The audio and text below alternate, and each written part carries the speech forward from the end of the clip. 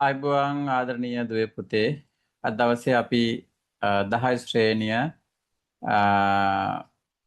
10 වෙනි පාඩම සාකච්ඡා කරන්නටයි සූදානම් වන්නේ.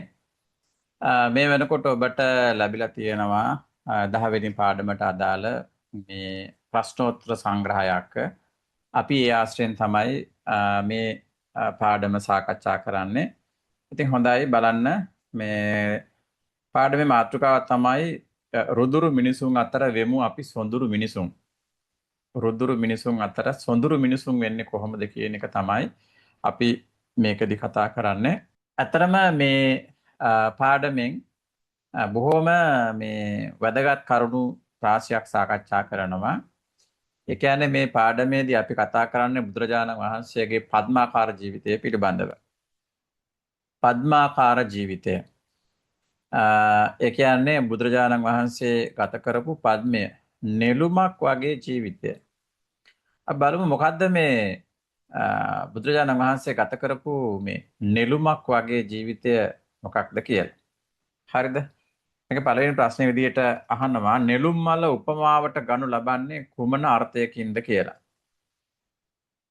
කෙලෙස් සහිත ලෝකයේ ඉපදී ලෝකයේ හැදී වැඩි කෙලෙස් වල නොගෑවි ජීවත් වන උතුමන් හැඳින්වීම සඳහා තමයි මේ නෙළුම උපමාවට ගන්න. හරිද? මේක මෙහෙම වෙන්නේ කොහොමද? ඒ කියන්නේ බුදුරජාණන් වහන්සේගේ ජීවිතය කොහොමද නෙළුමකට උපමා කරන්නේ? ඇයි එහෙම කරන්න කියන එක අපි සාකච්ඡා කරමු. මේකට සම්බන්ධ වෙන කතා පුවතක් තියෙනවා. ලෝතර බුදුරජාණන් වහන්සේ උක්කට්ටා හා සේතව්‍යා කියන මේ නගර දෙක අතර මාර්ගයේ උන්වහන්සේ වැඩම කරනවා උදේ පාන්දර. උන්වහන්සේ ඒ මාර්ගයේ වැඩම කරලා ඒ මාර්ගයේ තියෙන ගහක් යටක උන්වහන්සේ වැඩ ඉන්නවා. ඉතින් මේ පාරේ ගමන් කරපු ද්‍රෝණ කියන බමුණා. කවුද මේ ද්‍රෝණ කියන බමුණා මේ පාරේ ගමන් කරනවා. ගමන් කරනකොට ඒ ද්‍රෝණ බමුණ දකිනවා බුදුරජාණන් වහන්සේගේ මේ පා සලකුණු මේ පාරේ වැල්ලේ පිහිටලා තියෙනවා. ඉතින් මේ ද්‍රෝණ බමුණට පුළුවන් ඕනම කෙනෙක්ගේ පා සලකුණු දිහා බලලා එයා මොන වගේ කෙනෙක්ද කියලා පැහැදිලිව කියන්න. එයාගේ ගති ලක්ෂණ, චරිත ලක්ෂණ වගේ දේවල් කියන්න පුළුවන්. හැබැයි මේ ද්‍රෝණ බමුණා මේ බුදුරජාණන් වහන්සේගේ පා සලකුණු දැක්කන් පස්සේ මේ ගැටලුවක් මතුවෙනවා. ඒ පා සලකුණු දිහා බලලා මොන වගේ කෙනෙක්ද කියලා මේ නිශ්චය කරගන්න, විනිශ්චය කරගන්න පුළුවන්කමක් ලැබෙන්නේ නැහැ.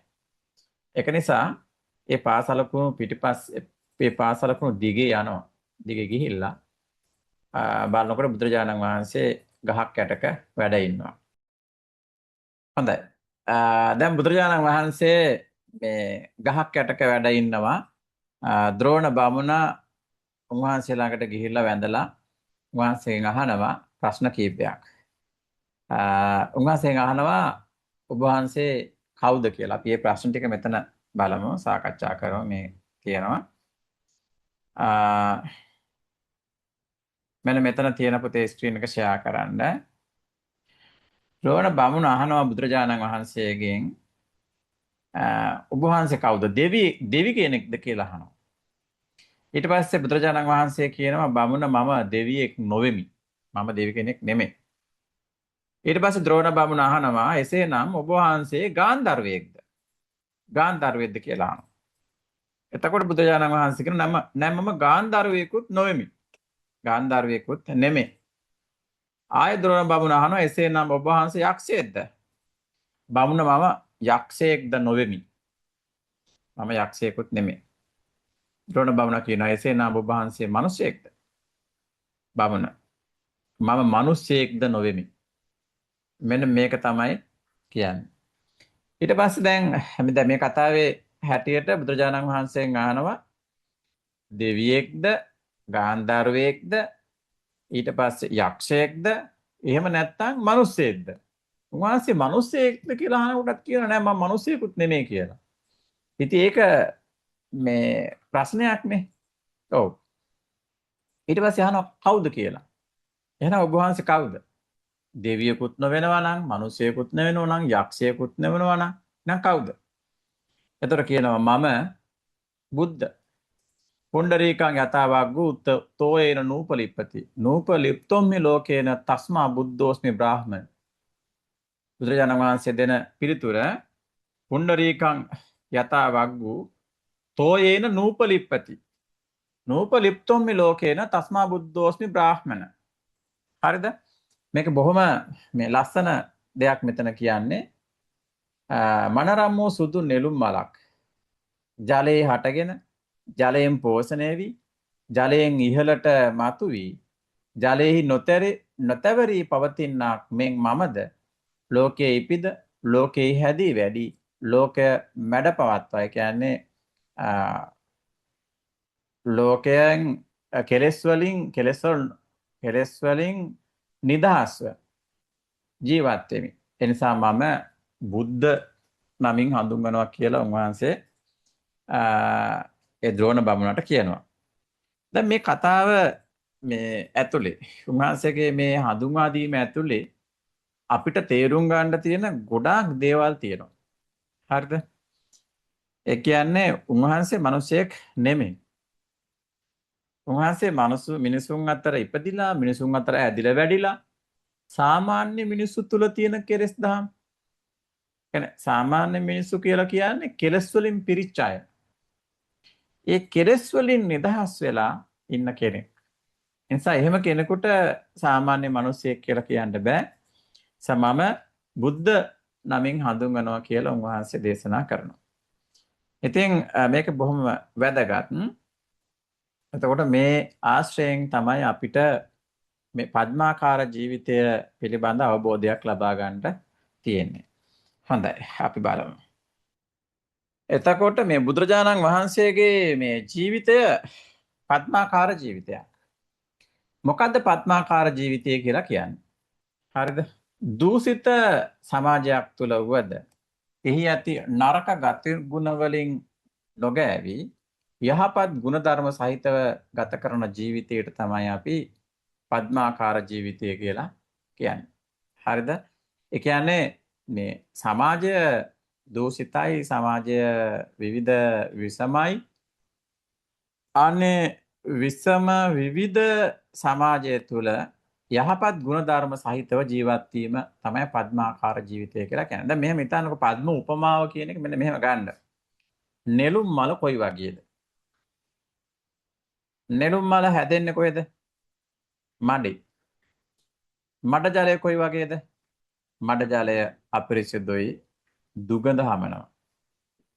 ඊළඟට ඒ අපිරිසිදු දුගඳ හමන මඩේ තමයි නෙළුම හටගන්නේ. ඒ වගේම නෙළුම හැදිලා වැඩිලා ඒ අපිරිසිදු මඩ ජලයෙන් ඉහළට මතුවලා තමයි නෙළුම් මල පිපෙන්නේ. එහෙම පිපෙන නෙළුම් මලේ අර මඩ තැවිරලා නැහැ. අර දුර්ගන්ධය එන්නේ නැහැ. අර දුර්වර්ණය එන්නේ නැහැ. හරි? අන්න ඒ වගේ. මිනිස්සු අතර ඉපදිලා මිනිස්සු කොයි වගේද? මිනිස්සු කෙලෙස් වලින් බරිතයි. මොනවද කෙලෙස් කියලා කියන්නේ? කෙලෙස් කියලා කියන්නේ ලෝභය, ද්වේෂය, මෝහය, ඊර්ෂ්‍යාව, මන්ද, මාන. හරිද? එතකොට මේ වගේ මේ ක්ලේශ ධර්මයන්ගෙන් යුක්ත මිනිස්සු අතර ඉපදිලා. මිනිස්සු විවිධයි විසමයි. අන්නේ මිනිස්සු අතර ඉපදිලා ඒ කෙලෙස් ධර්මයන් ප්‍රහීන කරලා, කෙලෙස් ධර්මයන් නැති කරලා කෙලසුන්ගෙන් නිදහස් වෙලා ගත කරන ජීවිතය තමයි පద్මාකාර ජීවිතය කියලා කියන්නේ. නෙළුමක් වගේ ජීවිතය. දැන් බුදුරජාණන් වහන්සේ තුල කෙලෙස් නැහැ. උන්වහන්සේ තුල ලෝභය නැහැ, ද්වේෂය නැහැ, මෝහය නැහැ, මන්ද, මාන, ඊර්ෂ්‍යා කිසිම දෙයක් ඇත්තේ නැහැ. හරිද?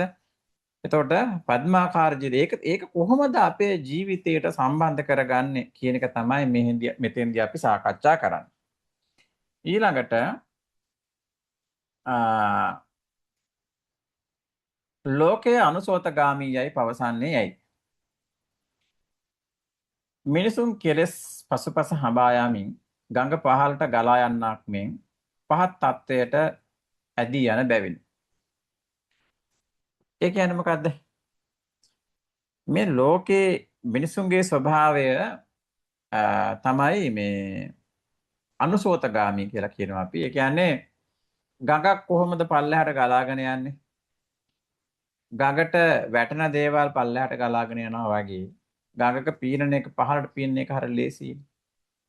ඒ වගේ මේ සමාජයේ මිනිස්සු බොහෝ විට අනුසෝතගාමී. ඒ කියන්නේ අනුව ගමන් කරනවා. මොකක් අනුවද? සමාජයේ පවතින දේට අනුව ගමන් කරනවා. ඒ කියන්නේ දැන් මෙහෙම හිතන්නකෝ. අපේ ප්‍රകൃතිය. ඒ කියන්නේ අපේ මානසික පසුබිමේ ස්වභාවය මනස ස්වභාවයෙන්ම කෙලස් බරිතයිනේ. ඉතින් ලෝභය, ද්වේෂය, මෝහය වගේ දේවල් මිනිසුන්ට අමුතුවෙන් ආයාසයෙන් ගොඩනගා ගන්න ඕනේ වෙන්නේ නැහැ. ඒවා මිනිසුන්ගේ ස්වභාවය. හරි. එතකොට මේ දැන් නිකන් හිතන්නකෝ අපිට මේ අලෝභය එහෙම නැත්නම් පරිත්‍යාගය කියන එක අපිට අපේට හම්බෙන දේවල් අපි දෙන්න අපි වැඩිපුර කැමැත්තක් නැහැ. හැබැයි අපි කැමති අපිට දේවල් ලැබෙනවට. අපි දේවල් ලැබෙන අපේ ස්වභාවයම තමයි දේවල් ලබා ගන්නට අපි උත්සාහ කරන්නේ. කවුරුත් කැමති මට කියලා මගේ කියලා දේවල් ලැබෙනවට. හරිද? ඒක කාටවත් උගන්වන්න ඕනේ. ලෝභකම කියන එක කාටවත් උගන්වන්න ඕන දෙයක් නෙමෙයි. ඊළඟට ද්වේෂය, තරහව කියලා හිතන්නකො. තරහව වගේ දෙයක් උගන්වන්න ඕනේද? ඊර්ෂ්‍යා කරන්න, වෛර කරන්න උගන්වන්න ඕනේද? නැහැ. ඒක මිනිසුන්ගේ මනසේ මූලික ස්වභාවය. එතකොට මේ මූලික මේ මනෝභාවයන්, මේ මූලික ස්වභාවයන් ඒවා ප්‍රාථමික මනෝභාවයන් ඒවා මනස තුළ ඉබේ ඇති වෙන දේවල්. මම මෙතෙන්දී එක දෙයක් කියනවා මේ සිග්මන්ඩ් ෆ්‍රොයිඩ් කියන මනෝවිද්‍යාඥයා කියනවා අපේ මනසේ තියෙනවා ඊගෝ, සුපර් ඊගෝ කියලා ප්‍රභේද තුනක්. ඒකේ ඉඩ් කියන ස්වභාවය, ඉඩ් අහංකාරය, ඉඩ් කියන ස්වභාවයේ ලක්ෂණ දෙකක් තියෙනවා. ඒක තමයි කාමාශාව, අනිත් එක මරණාශාව. කාමාශාව කියලා කියන්නේ කාමයන් සන්තුෂ්ත කිරීමට ඇස, කන, නාසය, දිව, ශරීරය කියන මේ ඉන්ද්‍රියන් පිනවන්නට තියෙන ආසාව. කාමයන් සන්තුෂ්ත කිරීමට, කාමයන් පිනවීමට ඇති කැමැත්ත. ඒක පුද්ගල මනෝභාවයන්ගේ ප්‍රාථමික මූලික ස්වභාවයක්, මූලික ලක්ෂණයක්. ඒක කාටවත් පුරුදු කරන්න ඉගෙන ගන්න උවමනා නැහැ. ඒක ඇවිල්ලා මිනිස්සු වගේම තිරිසන් සත්තුන්ගෙත් එහෙම තමයි. කය පිනවන්නට, කාමයන් සන්තුෂ්ත කරවන්න තියෙන ආසාව, කැමැත්ත. දැන් සැප පහසු ජීවිතයක් එහෙම නැත්නම් සුව පහසුව කියන එක රසවත් ආහාර ලබා ගන්නවා කියන එකට උගන්වන්න ඕනේ. රසය කියන එක තමන් හඳුනනවනේ. රසය හඳුනනවා, ඒ වගේ රසයන්ට තමන් ලොල් කරනවා. අපි ලස්සන දර්ශනීය රූප වලට කැමති, ඒ වගේ රූප නැවත නැවත දකින්න අපි කැමති. ඒක කාටවත් උගන්වන්න ඕන දෙයක් නෙමෙයි. හරි? ඊළඟට මේ හිංසන මානසිකත්වය. ඉත් කියන අහංකාරයේ, ඉත් කියන ස්වභාවය තුල තියෙන තව ලක්ෂණයක් තමයි හිංසන මානසිකත්වය. ඒ කියන්නේ තව කෙනෙකුට රිදවන්න, තව කෙනෙකුට වේදනාවක් ගෙන දෙන්න තියෙන මේ කැමැත්ත. හිංසන මානසිකත්වය. ඒතර මේ හිංසන මානසිකත්වය කියන එක අපේ ප්‍රාථමික මනෝභාවයක්. අපි හැමෝගෙම හිතලා තව කෙනෙකුට රිදවලා සතුටු වෙන ගතියක් තියෙනවා. ඒක මේ ප්‍රාථමික ස්වභාවයක්. ඒ කියන්නේ මූලික ස්වභාවයක්. ඒ කියන්නේ මූලික අපේ මනස තුළ තියෙන මූලිකම ස්වභාවයක්. අපි හැබැයි ඒ ස්වභාවය පරද්දලා ඉස්සරහට ගිහිල්ලා ඉන්නේ. ඒ කියන්නේ අපිට හිංසා කරන්න අවස්ථාවක් ආවොත් මිනිස්සු හිංසා කරනවා. පොඩ්ඩක් හිතලා බලන්න. දැන් අපි පොඩි කාලේ හරි ගොඩක් ඔය මිනිස්සු කැමතිනේ මේ චිත්‍රපටයක් බැලුවත් ඒ චිත්‍රපටියේ දුෂ්ටයෙක් ඉන්නවා, වීරයෙක් ඉන්නවා. ඉතින් ඒ වීරයා අර දුෂ්ටයාව පරද්දනකොට මේ සතුටක් ලබනවා. එතකොට දැන් ඔය ඇත්තටම සමහර මේ කම්පියුටර් ගේම් තියෙනවා. ඒ වගේ තියෙන්නේ වෙඩි තියා ගන්න ඒවා, මරා ගන්න ඒවා, ඒ වගේ දේවල්. ඒවා බලන්න ළමයි කැමති ඒවට ඇබ්බැහි වෙලා ඉන්නවා. ඉතින් ඒ හේතුව තමයි අර සිග්මන්ඩ් ෆ්‍රොයිඩ් කියපු අපේ මනසේ තියෙන ඒ ප්‍රධාන මේ ප්‍රාථමික මනෝභාවයක් වෙන හිංසන මානසිකත්වය. ඒක බුදුරජාණන් වහන්සේ දේශනා කරන්නේ ද්වේෂය කියලා, තරහව කියලා.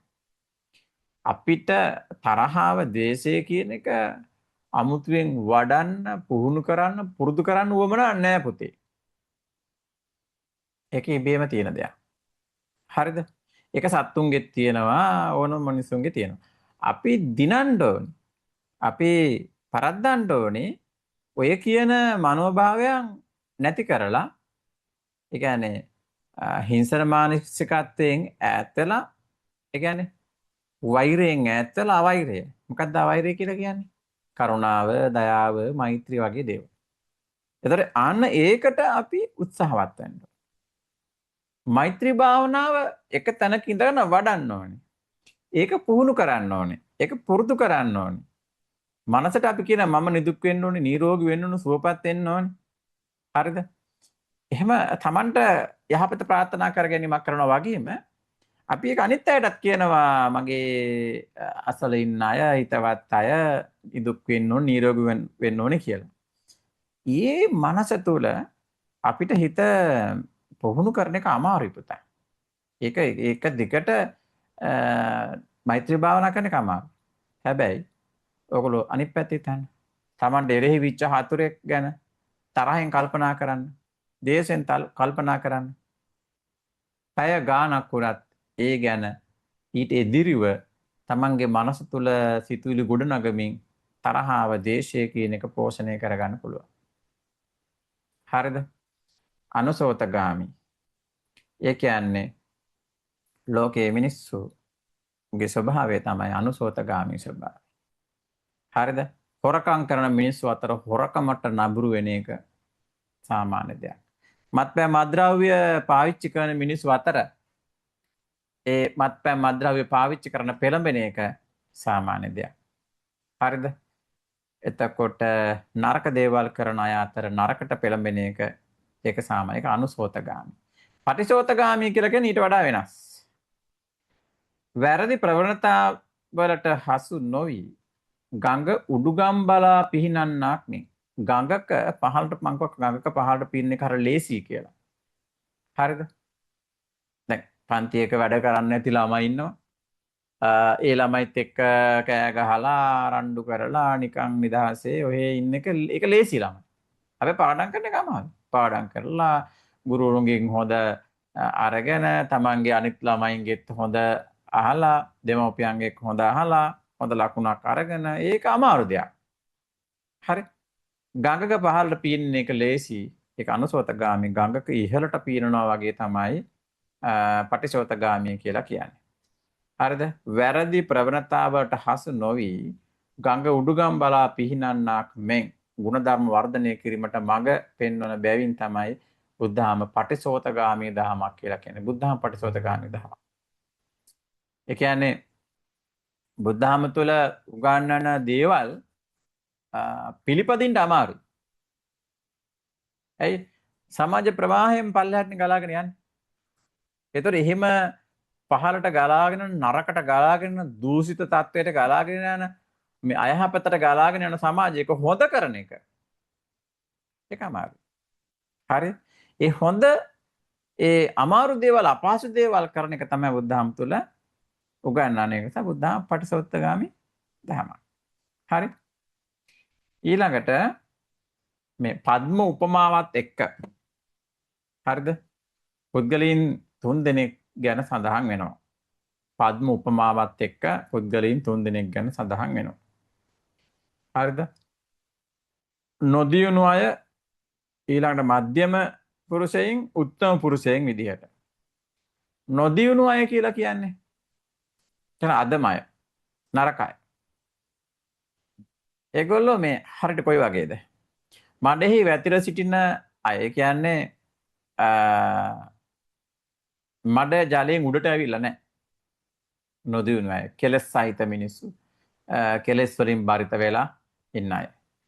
ඊළඟට මධ්‍යම පුරුෂයන් විදියට ගන්නේ ජල මට්ටමට සමානව සිටින අය. හරි? ඒතර කෙලස් තැවීම සඳහා උත්සාහ කරන අය. උත්තම පුරුෂයන් කියලා කියන්නේ ජලයෙන් ඉහළට මතු උත්තමයන්. ඒ කියන්නේ බුද්ධ ආදී රහතන් වහන්සේලා. හරි? එතකොට මේ මෙතන කියනවා අපේ සමාජයේ මඩ පොකුණකට සමාන කරන්නේ ඇයි?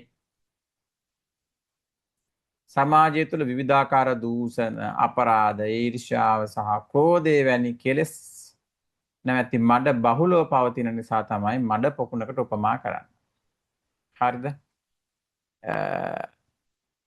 මම මේක කලින් සඳහන් කරා. ඒ කියන්නේ ඊර්ෂ්‍යාව, ක්‍රෝධය, වෛරය, දූෂණ, අපරාධ ඒ වගේ සමාජය යුක්තයි.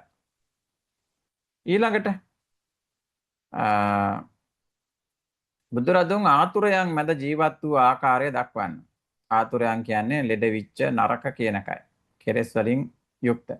වෛර කරන්නවුන් අතර වෛර නොකර කෙලෙස් රෝගීන් අතර නිරෝගීව අපි සුවසේ වසන්නෙමු. දැන් මේක හරිය ලස්සන කතාවක්. වෛර කරන අය අතර වෛර නොකර ජීවත් වෙන එක. කෙලෙස් බරිත මිනිස්සු අතර ඒ කෙලෙස් රෝගීන් අතර නිරෝගීව ජීවත් වීම. එහෙම ජීවත් වුණාන් පස්සේ සුවසේ ජීවත් වෙන්න පුළුවන්. ඔව් ඇත්ත. ළමයි මේ සුවය, සනසුම, සතුට කියලා කියන්නේ ඒක අපේ අභ්‍යන්තරික වශයෙන් ඇති කරගන්න දෙයක්. හරිද? සනසුම, සතුට කියන්නේ අභ්‍යන්තරික වශයෙන් ඇති කරගන්න දෙයක්. ඒක නැති කරන්නේ මේ වෛරය, ක්‍රෝධය, ඊළඟට තරගකාරීත්වය, ඒ වගේ කෙලෙස් නිසා අපේ හිත තුල තියෙන සාමය නැති වෙනවා. සමගිය නැති වෙනවා. සමාධිය නැති වෙනවා. අපේ හිත තුල සමාධිය, තැම්පත් බව නැති වුණායින් පස්සේ ඒ හිතේ ස්වභාවය වෙනස් වුණාම ගැටලු ගොඩකට මොන දෙනවා කියන්නේ හිතේ සමාධි බව නැති වුණාන් පස්සේ අපි ව්‍යාකූලත්වයටපත් වෙනවා. හරිද? ඒ ව්‍යාකූලත්වයටපත් වුණාම මොකද වෙන්නේ? අපිට සුවසේ සැපසේ ජීවත් වෙන්න පුළුවන් කමක් නැහැ. මනස ව්‍යාකූල වුණ කෙනෙක් කලබලයි. හරිද? ඒතර එහෙම කෙනෙකුට සතුටෙන් ජීවත් වෙන්න අමාරුයි. ගොඩක් දුරට වෛරය, ක්‍රෝධය නිසා ඇතිවෙන තරහව වගේ දේවල් නිසා ඇතිවෙන මානසික පීඩනය කායිකව බලපානවා. මුණ වෙනස් වෙනවා, ඇඟ වෙනස් වෙනවා, විවිධ ලෙඩ රෝග ඇති වෙනවා. මේ වගේ දේවල් හට ගන්න පුළුවන්. හරි? ඊළඟට පාසා සිසුන් වන අප තුළ අප කළ යුත්තේ කුමක්ද කියලා කියනවා මේ වගේ අවස්ථාවලදී. කියන්නේ පద్මාකාර ජීවිතයෙන් ඊට සම්බන්ධයෙන් දැන් අපි මේ පාඩමේ ඔයගොල්ලෝ ලියා ගන්න තියෙන ටික ලියා ගමු. මේක බොහොම දිග පාඩමක් නෙමෙයි පුතා. දැන් ඔයගොල්ලන්ට දීලා තියෙන පළවෙනි ප්‍රශ්නේ තියෙන්නේ බුද්ධාම තුල නෙළුම් මල උපමාවට ගන්න ලබන්නේ කුමන අර්ථයකින්ද කියලා තියෙනවා. එතකොට අපිරිසිදු මඩෙහි හටගෙන එම මඩෙහිම පෝෂණය ලබා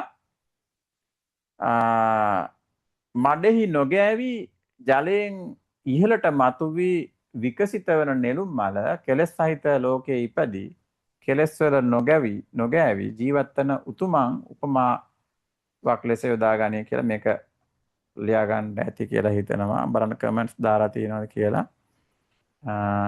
මේක ලියා ගන්න ඇති. රයිට්. ඊළඟට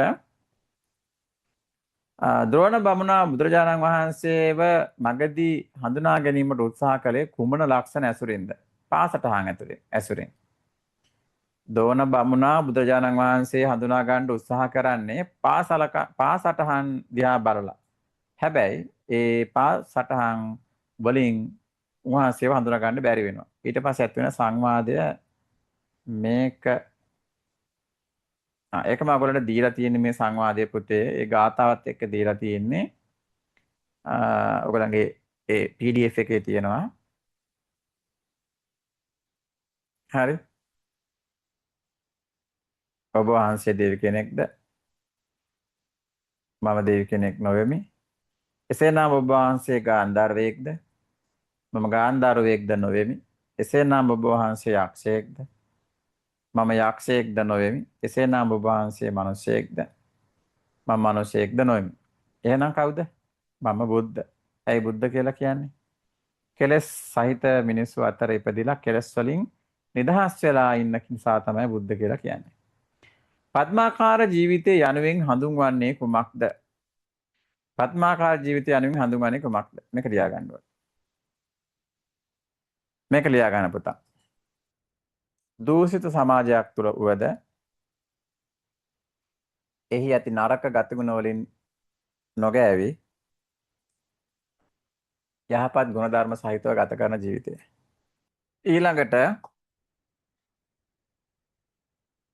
ඊළඟ ප්‍රශ්නය ලෝකය අනුසෝතගාමී යයි පවසන්නේ ඇයි කියන එක ලියා ගන්න.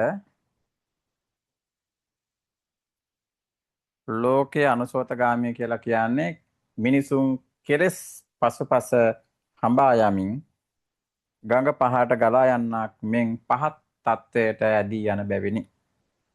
අනුව ගමන් කරනවා. අනුසෝතගාමී. ඊළඟ 6 ප්‍රශ්නාංක 6. බුද්ධහම පටිසෝතගාමී දහමක් ලෙස හඳුන්වන්නේ ඇයි? බුද්ධහම පටිසෝතගාමී දහමක් ලෙස හඳුන්වන්නේ ඇයි? වැරදි ප්‍රවණතාවලට හසු නොවි උඩුගම් බලා පිහිනන්නක් මෙන් ගුණධර්ම වර්ධනය කිරීමට මඟ පෙන්වන බැවිනි. මේක ලියා ගන්න. පද්ම උපමාවට අනුව පුද්ගලයන් 3 දෙනා නම් කරන්න තියෙන්නේ. ඒක ඔයගොල්ලන්ට මෙහෙම ලියන්නත් පුළුවන්. එහෙම නැත්නම් පුතේ අපි ඊට වැඩිය විස්තරාත්මකව ලියා ගන්න මෙන්න මේ විදිහට. පද්ම උපමාව අනුව බුදුරජාණන් වහන්සේ වදාළ පුද්ගලයන් 3 දෙනා කවුද? මඩහිම ඉපිද මඩහිම වැතිර සිටින නෙළුම් පොහොට්ටුවක් වැනි අය. නොදියුණු පෞරුෂ තියන අය. හරි? නොදියුණු පෞරුෂ තියන අය. මධ්‍යම පුරුෂ පෞරුෂ තියන අය කියලා කියන්නේ මඩෙන් ඉහළට මතුවී ජල මට්ටම සමග සමානව පවතින නෙළුම් මල වැනි අය. ඊළඟ උත්තම පෞරුෂ තියන අය මඩෙන් හා ජලයෙන් ඉහළට මතුවී නොගෑවි විකසිත වූ නෙළුම් මල වැනි අය. උත්තම පෞරුෂ තියන අය. ඊළඟට හරි බලන්න නොදියුණු පෞරුෂ තියන අය, මධ්‍යම පෞරුෂ තියන අය, උත්තම පෞරුෂ තියන අය. අප ජීවත් වන සමාජයේ මඩ පිරුණු පොකුණකට සමාන කර ඇත්තේ ඇයි? ඔව් අපි ඒක බලමු. මඩ පිරිච්ච පොකුණකට ඇත්තටම සමාන කරලා තියෙන්නේ ඇයි? මේක ලියා ගන්න ඕනේ. සමාජය තුළ විවිධාකාර දූෂණ, අපරාධ, ඊර්ෂ්‍යාව සහ ක්‍රෝධය වැනි කෙලෙස් නැමැති මඩ බහුලව පවතින බැවිනි. මේක උපමාවක් තියෙන්නේ. පද්ම උපමාව. හරිද? ඒතර මඩ කියලා කියන්නේ කෙලෙස්. කෙලෙස් නැමැති මඩ බහුල පවතින කියන එක ලියා ගන්න පුතේ. සමාජය තුළ විවිධාකාර දූෂණ, අපරාධ, ඊර්ෂ්‍යා. එතකොට ඒවා වෛරය, ක්‍රෝධය, ඒ වගේ කෙලෙස් ධර්ම. ඉතින් අපි ජීවත් වෙන සමාජයේ මඩ ගොහුරක් තමයි. මඩ ගොහුරක් කියලා කියන්නේ බලන්න මිනිස්සු කොයි තරම් එනකොටා ගන්නවද? කොයි තරම් රණ්ඩු සරුවල් වෙනවද? ඒ ඔක්කොම යට තියෙන්නේ මොකද්ද? දූෂණය තියෙනවා, අපරාධ තියෙනවා, තරහව තියෙනවා, ක්‍රෝධය තියෙනවා. අත්පත් කර ගැනීම, අයත් කර ගැනීම, ලෝභය, රාගය. ඉතින් ඒවා තමයි මේ සමාජයේ දූෂිත තත්වයට පත් කරන මඩ. ඒ මඩ ගඳයි දුගඳයි. ඒ ගඳයි දුගඳයි කියලා කියන්නේ මොකද්ද? මුළු සමාජයම මේ මුළු සමාජයම මේ ගැටුම් වලට ලක් කරනවා. ඒ කියන්නේ සමාජය අපරාධ වලට නේද? සමාජ ගැටුම් ඇති වෙන්න හේතුව ඒක. ඊළඟ 9 වෙනි ප්‍රශ්නය ලියා ගන්න ඕන පුතේ ඔයගොල්ලෝ. බුදුරජාණන් වහන්සේ කෙලෙස් ලෙඩ නැති මිනිසුන් අතර ජීවත් වන්නේ කෙසේද? ඊළඟ ප්‍රශ්නේ. කෙලෙස් ලෙඩ ආතුර කියන්නේ රෝගීන් කියන එකයි. මේක පුතා මේ ඔයගොල්ලන්ට විස්තර කරනවා මේ 59 වෙනි පිටුවේ බලා ගන්න. හරි. 59 වෙනි පිටුවේ. වෛර කරන්න උන් අතර වෛර නොකර අපි සුවසේ වසන්නෙමු. මේක බොහොම වැදගත්. අවෛරීව ජීවත් වන්නෙමු. රාග ආදී කෙලෙස් නිසා රෝගී වූ මිනිසුන් අතර අපි කෙලෙස් ලෙඩ නොමැතිව සුවසේ වසන්නෙමු. නිරෝගීව ජීවත් වන්නෙමු. පස්කම් සැප සෙවීමෙහිම උනන්දු වන්නන් අතර අපි එබඳු උනන්දුවකින් තොරව සුවසේ ජීවත් වන්නෙමු. උත්සුක මිනිසුන් අතර අනුත්සුකව වාසය කරන්නෙමු. බුදුරජාණන් වහන්සේ දේශනා කරන මේක හරි ලස්සන වැදගත් කතාවක්. මෙන්න මේක තමයි අපි මේ පద్මාකාර ජීවිතය තුල අපි ඉගෙන ගන්න ඕන දේ මේක. හරිද? මෙතන කියනවා වෛර කරන අතර අවෛරීව ජීවත් වෙන්න ඕන කියලා. හරිද? එතකොට මේ ඒක හරි අමාරු වැඩක්. වෛර කරන මිනිස්සු අතර වෛරයකින් තොරව ජීවත් වෙන එක. එහෙම වුණාම ඒ තුල සුවයක් ලැබෙනවා. වෛරය කියන එක සුවයක් නෙමෙයි. තරහව කියන එක සුවයක් නෙමෙයි. නහි වේරේන වේරාන්. වෛරය සංසිඳෙන්නේ නැහැ. මේක දිගින් දිගට යන එකක්. ඒකට ඒක මානසිකවත් සහ බාහිරවත් ගැටුම් ඇතිවන සහ පීඩාවගෙන දෙන දෙයක්. ඒක සුවයක් නෙමෙයි. හරි. ඊළඟට මේ ඒ කියන්නේ වෛර කරන මිනිස්සු මේ ගැටලුවක ඉන්නකොට අවෛරී මිනිස්සු එහෙම ගැටලුවක ඉන්නේ නැහැ. ඊළඟට රාග ආදී කෙලෙස් නිසා රෝගී වූ මිනිසුන් අතර අපි කෙලෙස් ලෙඩ නොමැතිව සුවසේ වසන්නෙමු. රාගය කියන එක. රාගය ලෝභය වෙනයි රාගය වෙනයි. හරිද? එතකොට මේ රාගය නිසා මිනිස් ජීවිත පවා අහිමි වෙනවා. රාගයන් කායිකව සම්තෘප්ත කරගන්න යාම නිසා තමන්ගේ ජීවිතය එකක් අමාරු වැටෙනවා. රාගයට මූලිකත්වය දුන්නාම රාගය කියලා කියන්නේ මේ බරපතල මේ ක්ලේශයක්. ඒ රාගයට මේ බොහෝ දුරට වයස් ભેදයක් නැහැ. පුද්ගල ભેදයක් නැහැ. ස්ත්‍රී පුරුෂ ભેදයක් නැහැ. ඒකට මේ භික්ෂු භික්ෂුණී ඊළඟට ගිහි පැවිදි ભેදෙකුත් නැහැ. හරිද? මේ මෑත කාලේ තියෙන සමහර සමාජ පුවත් ඇහුවාම හරි හද කම්පා වෙන දේවල් තියෙනවා. ඒ වගේ ඇත්ත නැත්ත කුමක් වුණත් බුදුරජාණන් වහන්සේ දේශනා කරපු ධර්මය ඒ තුළ තියෙනවා. හරිද? ඒ කියන්නේ මේ සමාජය තුළ බෞද්ධ ආගම, බෞද්ධ ධර්මය, බෞද්ධ දර්ශනය, බෞද්ධ ශාසනය කවදාකවත් පිරෙන්නේ නැහැ. හරි. එතකොට පුද්ගලව පිරෙන්න පුළුවන්. වික්ෂුන් වහන්සේලා උනත් පිරෙන්න පුළුවන්. හැබැයි දර්ශනය පිරෙන්නේ නැහැ, ධර්මයේ පිරෙන්නේ නැහැ. මේ බුදුහාම දේශනා කරනවා. මොකද්ද? රාග ආදී කෙලෙස් නිසා රෝගී වූ මිනිසුන් අතර අපි කෙලෙස් ලෙඩ නොමැතිව සුවසේ වසන්නෙමු. කෙලෙස් ලෙඩ නොමැතිව. කෙලෙස් ලෙඩ නොමැතිව සුවසේ ජීවත් වෙන්න පුළුවන්කම තියෙන්නේ ඒ පුද්ගලයාගේ තරාතිරම කුමක් වුවත් ඔහු මානසික වශයෙන් ආධ්‍යාත්මික වශයෙන් ක්ලේශය කියන එක යටපත් කරොත් තැවුවොත් විතරයි. එහෙම නැතුව ඔහුගේ තරාතිරම කිසි දෙයක් එකට බලපාන්නේ නැහැ. සමහර මිනිස්සු ඉන්නවා. සමහර පුද්ගලයෝ ඉන්නවා. තා වැදගත් අනතුරු, තා වැදගත් විදිහට සමාජ ජීවත් වෙලා මේ ක්ලේශ ධර්මයන් නිසා, කෙලෙස් නිසා, ඒවට ගිජු වීම නිසා සියල්ල අහිමි කරගත්තා. තමන්ගේ නම, තමන්ගේ පරම්පරාවේ නම, ඊළඟට එකක් ඒක. අනිත් එක තමන් නියෝජනය කරන කණ්ඩායමේ නම.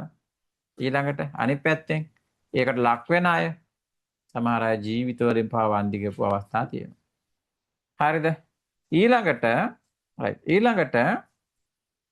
පස්කම් සැප සෙවීමේ උනන්දු වන්නන් අතර පස්කම් සැප සොයන මොනවාද? පස්කම් සැප ඇස කන නාසය දිව ශරීරය කියන මේ පංච ඉන්ද්‍රයන් පිනවීමට ඒහා සම්බන්ධ රූප, ශබ්ද, ගන්ධ, රස, ස්පර්ශ ලබා ගැනීමට තියෙන උනන්දුව. ඒ නිසා මිනිස්සු පිරිහීමට පරිහානියටපත් වෙනවා. එතකොට පොඩ්ඩක් බලන්න. කාමයන්ට ලැබීම නිසා ජීවිතේ පිරිහීමටපත් වෙච්ච ඕන තරම් ඉන්නවා. එහෙම නොකරන අය. ඒ කියන්නේ ඉන්ද්‍රියන් සන්තුෂ්ත කරන්න, සතුටු කරන්න වෙහෙස මහන්සි නොවන මිනිස්සු සතුටෙන් ජීවත් වෙනවා. ඒක එච්චර හිතන්නේ නැහැ, තාකාන්නේ නැහැ. හරි? ඒ කියන්නේ හොඳම කෑම හොයලා ඉල්ලලා අඬලා, හොඳම සැප සම්පත් හොයලා අඬලා වැළපිලා ඒකට මහන්සි වෙලා එහෙම ඕනේ. හරිද? එතකොට ඔන්න ඒ කාරණා ටික. ඊළඟට මෙන්න මෙහෙමයි. එතකොට තමයි සුවසේ ජීවත් වෙන්න පුළුවන්කම තියෙන්නේ කියලා බුදුරජාණන් වහන්සේ දේශනා කරනවා. ඊළඟ